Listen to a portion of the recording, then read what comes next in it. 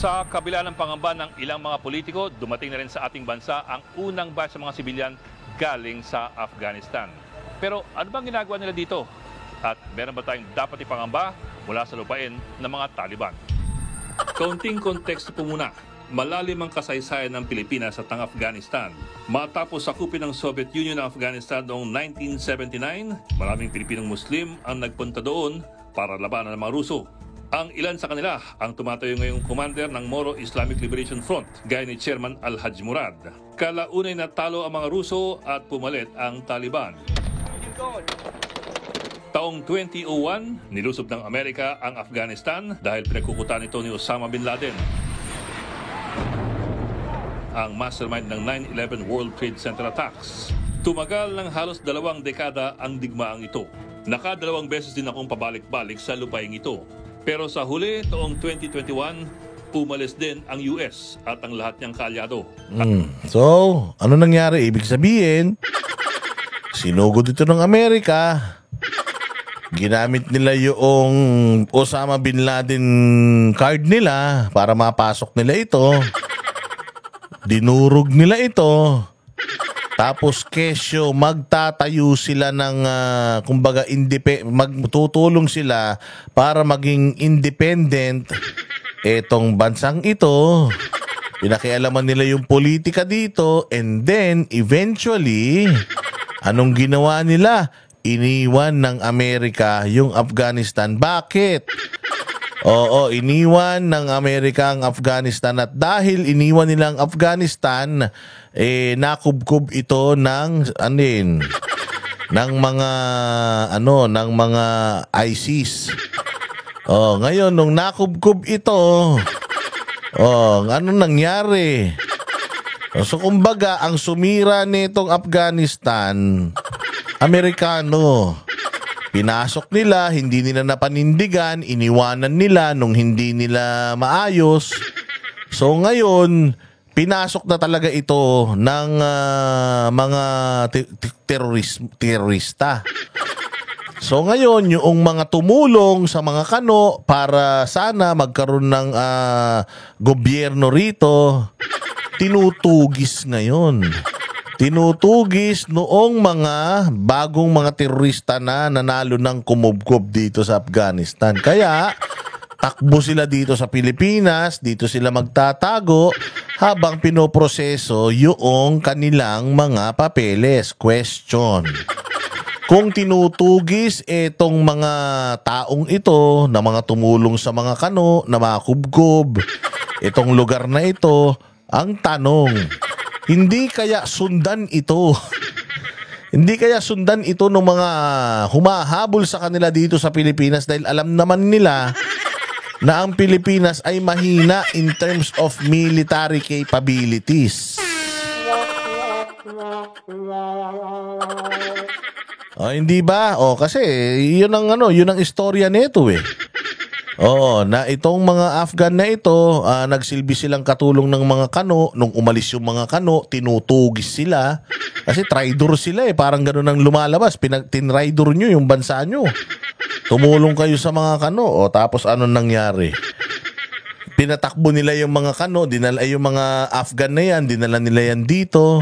Pagdating dito, anong gagawin? Siyempre, hinahabol nga eh. Anong ibig sabihin pag hinahabol? Di may humahabol. Paano? Saan pumunta? Saan dinala? Saan dinala yung mga traidor?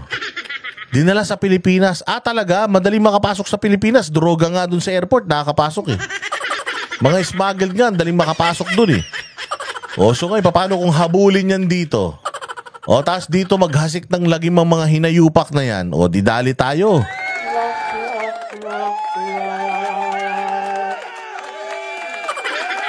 Yan yung sinasabi ng balitan to eh. Diretso. At Agosto 2021, biglang bumagsak ang Afghan government at naghari muli ang Taliban. Taliban. Bumagsak ang Afghan government at naghari yung Taliban. Supposedly, pumunta dyan ang mga Kano para ubusin ng Taliban. Ginulo nila yung lugar na yan. Hinati nila yung lugar na yan. Tapos ngayon, iiwanan din pala nila bandang huli. Syempre, Pag iniwanan mo, o anong nangyari ngayon doon sa mga tumulong sa'yo? O edi tutugisin talaga sila noong mga kalaban ng Amerika dahil tumulong sila sa mga Amerikano. O syempre, pagka tinutugis, ibig sabihin, hinahabol. O kung saan pumunta yan, hahabulin yan. Pagpasok dito niyan, putya, baka habulin yan dito. Paano natin may pagtatanggol yung sarili natin? Di nga natin maubos-ubos mga adik dito, tsaka mga snatcher, magdanakaw, holdapper. Paano na kung itong mga terorista, mga Taliban yung magpunta rito, habulin yung mga yan? Paano tayo mananalo?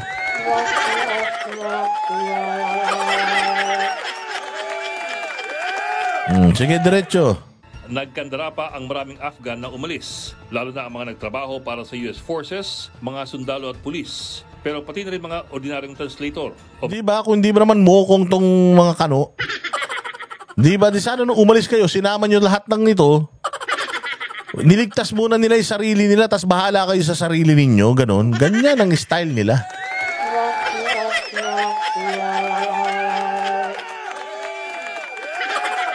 O, di ba? Ganyan ang style ng mga ONACs. Kunyari, kaibigan, pagtatanggol, pag hindi nanalo, lalayas, ganyan din sila noon nung kapanahon ni MacArthur. I shall return. Buti na lang bumalik si MacArthur. Pero tumakbo yun. O, tapos pagtakbo nila, binugbog tayo ng mga Hapon. Ginahasa yung mga lola natin. Yung ang daming mga pinagpapatay ng mga lolo natin. Yung mga pananim natin, pinagkukuha nila. O kasi umalis, I shall return eh. Pagbalik nila, nanalo naman na tayo kasama ang mga Amerikano, pero bugbog na tayo pagbalik nila. Bugbog na tayo pagbalik nila, gutom na rin yung mga Hapon. Oo, kaya sabi ko nga sa inyo, etong mga ONACs na ito, akala nyo kakampi natin? Hindi. Hindi, tatakbuhan tayo nito. Aalis din ng mga to pagka kagipitan, ililigtas nila yung sarili nila, bahala kayo sa buhay nyo. Ganyan sila. O ganyan ang ginawa nila dito sa Afghanistan. Sa Syria, ganun din. O anong ginawa nila sa Syria, ganun din. O pinasok nila Syria, tinrain nila yung mga taga-Syria para labanan yung mga kalaban nila sa loob. O anong nangyari? Yung tinrain ng mga kano, noong nanalo yung tinrain nila, putik yan. Yun na yung bagong naging hari. O tapos ang masaklap nito, gamit pa nila, mga baril pa nila yung gamit, nagtayo ng sarili, ayun na, ISIS.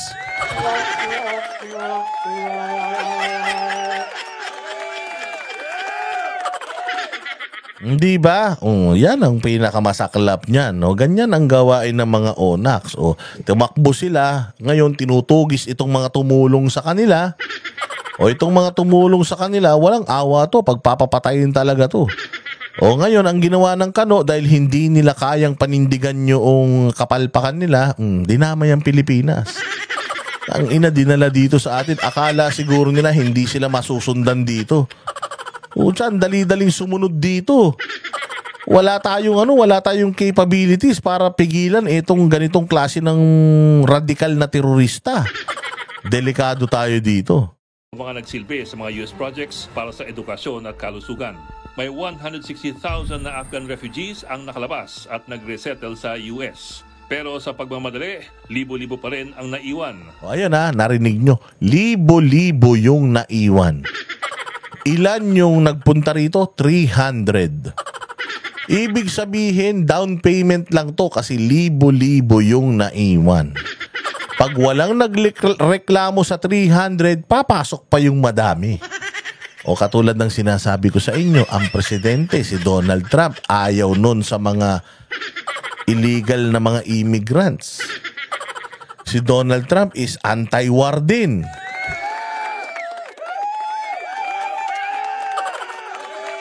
Paano kung sinabi ni Donald Trump, wag niyo mong process ngayon yan. Paano yung mga nasa Pilipinas? Nakipag-deal sa atin, di ba? Pumayag sila, di ba? Di bahala sila sa buhay nila, ba't sila pumayag? Paano sa 4 na taon kung pigilan ni Donald Trump to? Paano na? Yung sinasabi nila na, saglit lang naman yan. Hindi naman tatagal yan dito. Nagsasabi nyo, paano kung isara nga ni Donald Trump yung border. Sinara na nga niya yung border ng Mexico. Wala nang makapasok ng mga Mexicanong bago eh. Eto pa kaya, palamunin nila to. Pakainin nila, ang daming homeless sa Amerika. Palamunin na nga nila yun. Papalamunin pa nila mga to. Masaklap, iba pa ang kultura ng mga to. Ang laking gulo niyan kung yung ilang libo na yan, makapasok yan sa bansa nila. Kaya nga yan nila, hindi dinala sa kanila kasi sakit ng ulo yan. Ngayon, tinanggap natin 300, may deal tayo.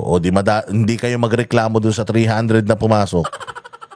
Pumasok pa yung ibang ilang libo, patay tayo dyan. Magugulat kayo, amoy kambing na kayo lahat.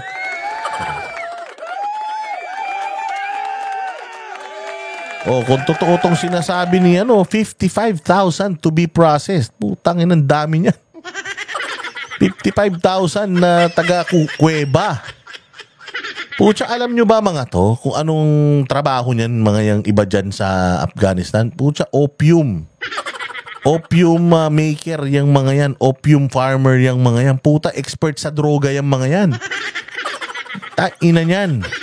Basta talaga pag marunong magaling sa droga, wini-welcome natin sa Pilipinas eh.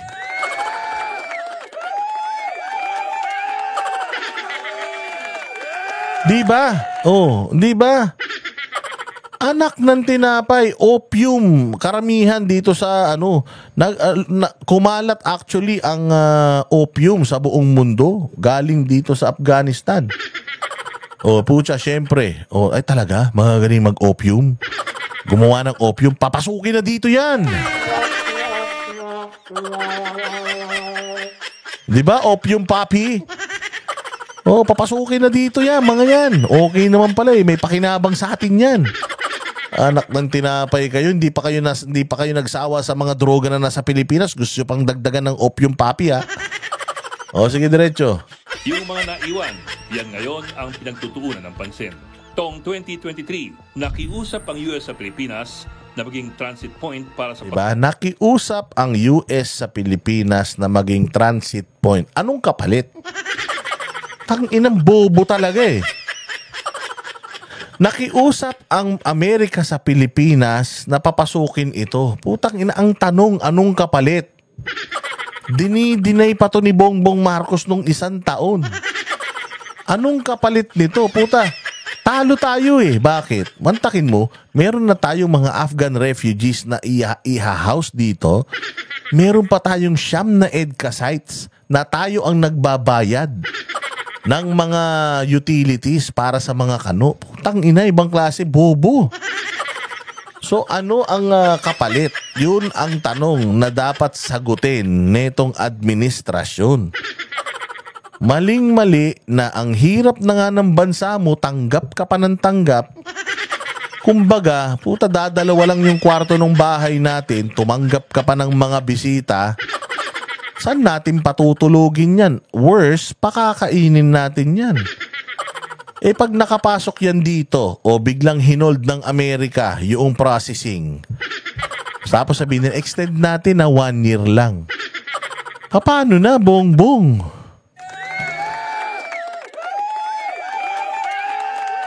Wala ka nang ginawa, kundi pahirap ka sa bayan. Putang ina, wala na nga, puro squatter na nga sa Pilipinas. Buti sana kung kaluwag-luwag ng Pilipinas. Okay lang siguro, Bongbong Marcos, kung ang Pilipinas kasi luwag ng Amerika. Hindi, ang sikip-sikip na nga dito sa Pilipinas, putang ina yan.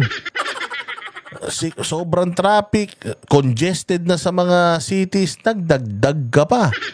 Buti sana kung sa probinsya nyo ilalagay yan o kaya sa bahay nyo. Paano kung may mga topak yan? Galing sa ano yan sa gera yan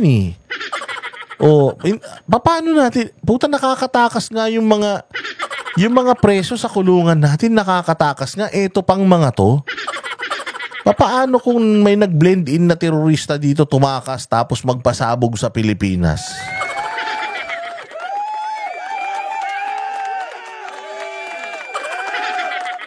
Anak ng tinapay, sabi nga ni Ant Explorer, hindi yan tatanggapin ni Trump. Ayaw niya sa mga immigrants. Ayun na nga, hindi kayo nag-iisip. Utang inang yan. Nagpabudol ka dito kay Biden. Diyos ko po. Uy, wag naman sa probinsya. Doon na lang sa... Oo nga, doon na nga. Kung pwede nga sana, doon sa Ilocos dalhin, sa bahay nila eh. 50 lang naman yan eh. Malaki naman yung lupain nyo. Doon nyo dalhin yung mga yan. O, paghukayin nyo, baka... Walang hiya talaga. Pagpunta ng mga ito sa Amerika. Yan po ang 300 Afghan na dumating ngayon sa ating bansa. Pero nung Ito masaklap dumating na sa Pilipinas. Hindi natin namamalayan. They were denying it. Ang dami nilang pinapalabas na issue. Kesyo impeach si Inday Sara. Kesyo corrupt si Inday Sara. Kesyo mga Duterte ganito. Ganyan. Quadcom. Tapos good government. Kaliwat kanan. Ang banat kay Inday Sara. Puta, nandito na yung Afghanistan. Like a thief in the night, ika nga, ispinuslit nila papasok, wala na tayong magagawa, biglang nandirito na. Hindi nila in-inform ang mga Pilipino, biglang nandito na. Putangin na nyo, akala nyo kayo may-ari ng Pilipinas?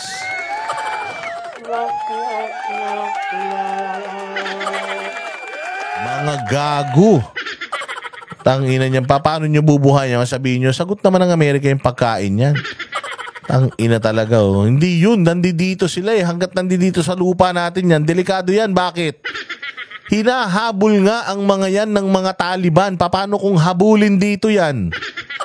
Maghasik ng lagim dito yung Taliban dahil putya yung mga ano nila, yung mga traidor sa bayan nila eh tinatago natin. Anong gagawin natin?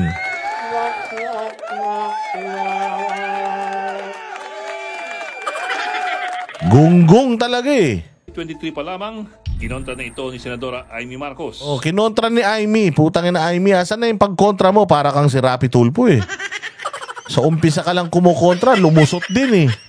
Noong nakaraan, kinontra mo din yung budget, yung AKAP. Putangin na, kalaunan, lumusot din. O talaga, Amy Marcos, wala ka talagang silbi.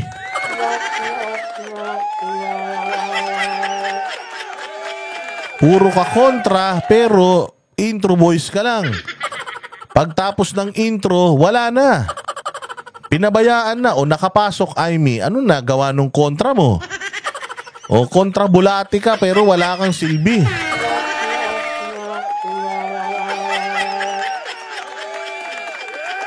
Ina nyo, sinisira nyo Pilipinas, buwisit talaga yung pamilya nyo eh.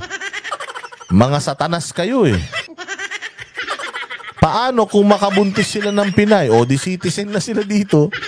Nakabuntis na pala ng Pinay eh. Walang hiya na yan oh. Bakit tayo tatanggap ng mga taong galing Afghanistan gayong may problema din ng Pilipinas sa terorismo? Eksakto.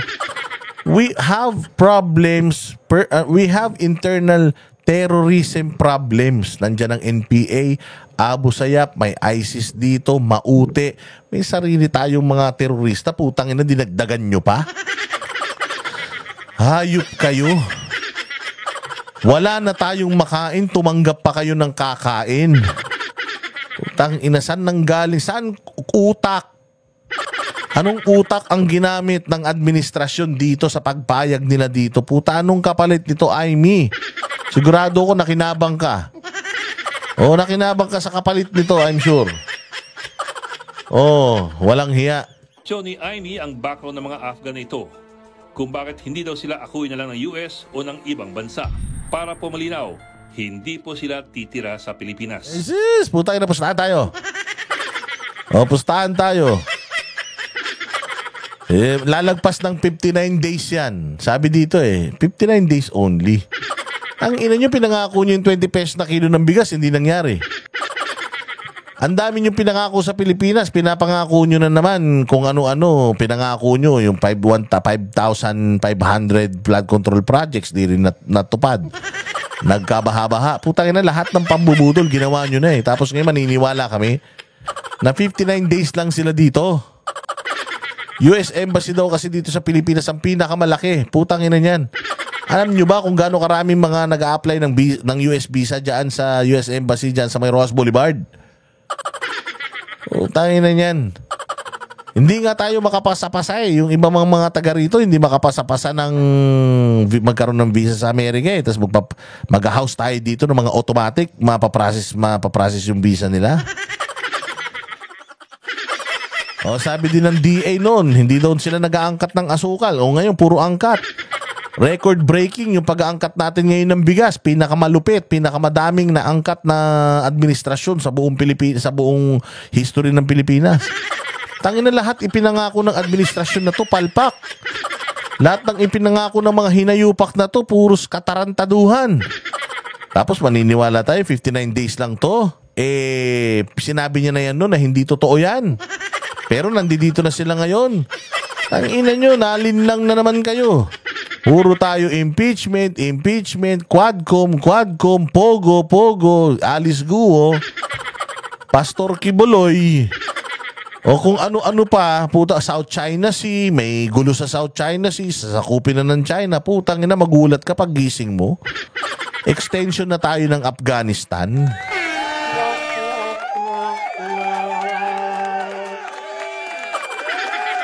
Anak ng tinapay, bilang na daw ang araw ng mga smuggler. Sabi ni Tambaluslo, ano yan?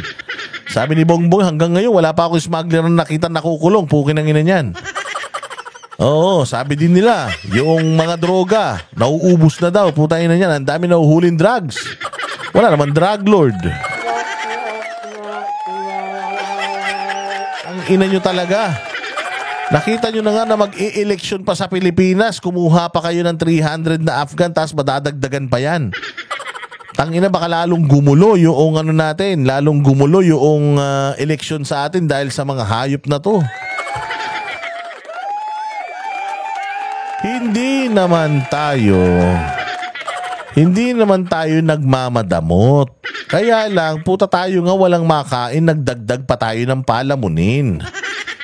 Yun naman ang pinupunto natin eh. Kaya nga ayaw natin magkaroon ng gera sa Pilipinas kasi ayaw natin na maging katulad tayo ng Afghanistan, ng Syria, ng Iraq. Ayaw natin na matulad tayo ron, kaya nga dapat dumidistansya tayo dyan sa mga kano. Diba?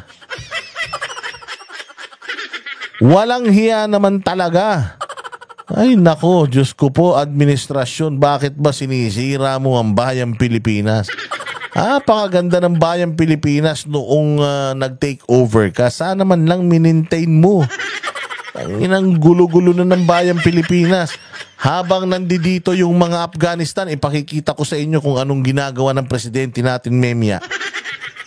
Dito lamang ang kanilang processing para makatira sila sa US. Papayagan silang tumira dito ng 2 buwan habang nilalakad ng US Embassy dito ang kanilang mga papeles. Ang US Embassy raw kasi sa Pilipinas ang isa sa pinakamalaking embassy ng Amerika sa buong mundo.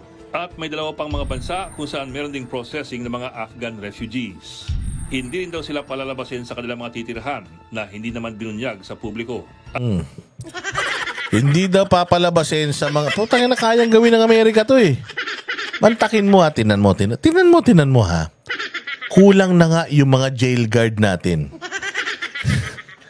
Hindi nga natin mabantayan yung mga preso sa Pilipinas. Putang ina niyan, tumanggap pa tayo ng mga refugee dito na babantayan natin. Hindi ka ba naman gago?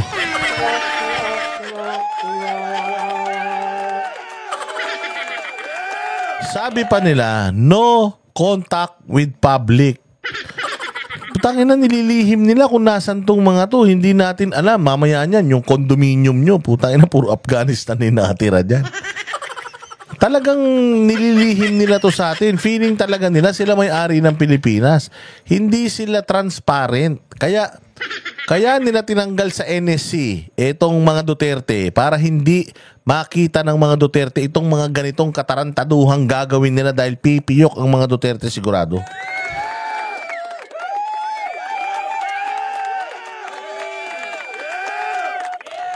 Delicates to, mga bossing. Sobrang delicate. Tanginan nyo, kala nyo pinagtatawanan lang natin to. Bahala kayo.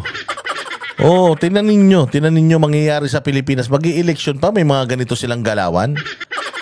Taragis yan. Tingnan ninyo mangyayari sa bayan. At karamihan sa kanila, mga bata o murang edad. Jesus! Karamihan daw mga bata at murang edad. Paano natin malalaman? Hindi nyo naman pinakikita. Wala naman kayong manifestong pinakikita sa tao. Transparent kayo. Dapat sinasabi nyo sino-sino mga to, ano mga to, ito mga picture, ito mga mukha, makamamaya. Ayun na, nagtitinda ng taho dyan sa baba, Afghanistan, Afghani na. Sobrang ano to ha. Sobrang kalokohan tong ginagawa nyo ha. At dumaan na raw sila sa mga security checks bago pa umalis ng Kabul. Totoo naman na sa matagal na panahon, naging pugad ng terorismo. Tumaan na pala sa security check. Ba't hindi nyo pa dinala sa Amerika diretso? Utangin na niya na. Check nyo na pala yan eh. Bakit i-verify pa dito? Ba't dito pa ipaprocess? Diniretso nyo na sana dun. Automatic din naman na magiging refugee, magiging mga US refugees itong mga to eh. Bakit diniretso nyo pa dito? Mas malapit from Afghanistan to, let's say, Guam or to Hawaii or let's say to LA para may merong kabarilan sila dyan, sila Tupac.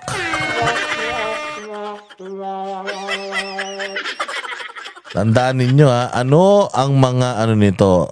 Ano ang mga trabaho ng mga to? Gumawa ng droga, opium. O kaya gumawa ng bomba. May pagbarilan. Ganun lang ang nito, ganun ang nakalakihan nito. Putsang ina yung gagawin niyan sa Pilipinas. Ay nako, at even Donald Trump malamang sa malamang talagang aayawan niya to. Ang dami na nilang problema sa ibang lahi sa Amerika, dadagdagan pa nila ng ganito. Ang Afghanistan at ang galamay ng terorismong yan ay umabot rin sa kung saan-saan. Pero tayo rin naman tinuturing na ganyan. Pero sa huli, sino nga ba ang dapat katakutan? Ang mga pinagsuspetsang terorista na dumaraan lamang? Nako, mali ka dito, Edlingaw. Engot. Tignan mo tanong ni Edlingaw. Ang tanong ni Edlingaw, sino ang dapat katakutan? Yung mga sinasabing terorista na dadaan lang. O, tingnan ninyo yung tanong niya rito pang tanga O, tingnan ninyo yung tanong ni Edlingaw. Tayo rin naman tinuturing na ganyan.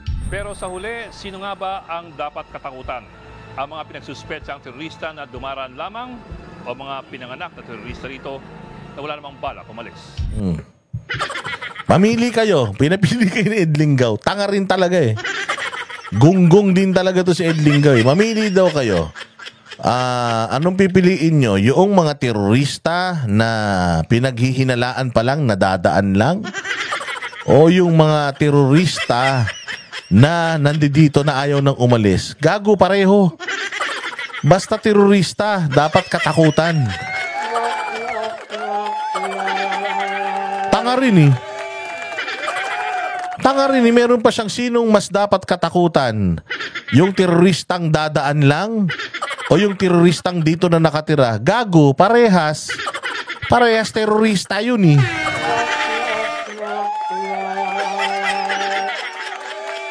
Tangina ka. Pro-Afghan refugee ka pala. Di sana patirahin mo sa bahay mo. O, tulonggis.